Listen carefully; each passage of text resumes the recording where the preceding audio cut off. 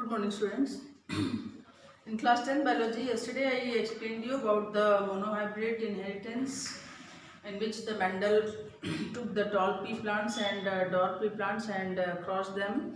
So what did he find? That in the F1 generation, all the plants which were produced were tall plants, whereas when all the tall plants were crossbreed in the second generation, then what happens? What did he find? He find that the 3/4 of the tall plants he produced and 1/4 of the dwarf plant, means in the ratio 3:1, and that is only called monohybrid ratio or monohybrid inheritance.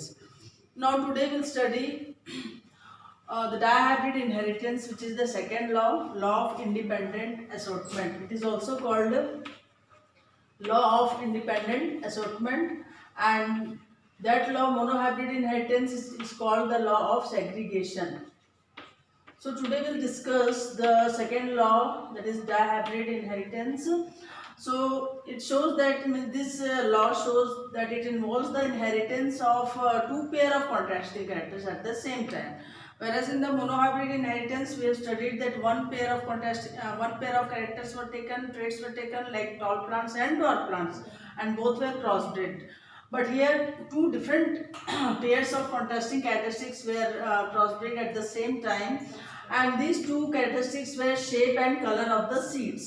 Shape means it is he took round seed, and color he took yellow and round yellow seeds and wrinkled green seeds, means color of the seed were yellow and green, and shape of the seed which he took was round and wrinkled. So these are the two contrasting characters which Mendel did in his experiment in the pea plant, and he crossbred both the pea plants, purebred pea plants having round yellow seeds with purebred pea plant having wrinkled green seeds. So what did he find? He found that only round yellow seeds were produced in the F1 generation. Means round yellow seeds means these round and yellow seeds or color of the seeds were dominant over the green and wrinkled seed. That's why the green and wrinkled seed did not appear in the first generation. Whereas only round and yellow seeds appeared in the first generation, means it is dominant character shows, or it is dominant over the green and wrinkled seeds. But when these round and yellow seeds which were produced in the F1 generation, when these seeds were again crossbred by self-pollination, then in the F2 generation, what did he find? He find that 4 types of seeds having different combinations of shape and color were obtained. And what are these 4 different types of color of the seeds were obtained? That was round yellow seeds, round green seeds, wrinkled yellow seeds, and wrinkled green seeds.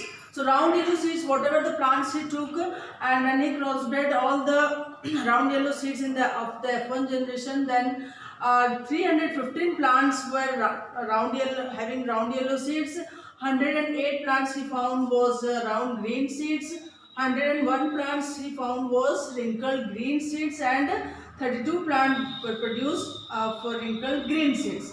So when we take the ratio of all these 4, that is 315, 108, 101 and 32, then the ratio were obtained in the F2 generation was 9:3:1. So this ratio of each phenotype of the seeds in the F2 generation was this one only, 9:3:1, and this is only called dihybrid ratio. This law is called dihybrid inheritance. So what did second law says? That the second law says that in the inheritance of more than one pair of traits, more than one pair of trait means this two different varieties of traits were taken, round yellow seeds and green wrinkled seeds. So this is the pair of traits which in a cross. Simultaneously, the factors responsible for each pair of traits are distributed independently from the gametes. So this was the second law which he find after taking the two different varieties of the plants having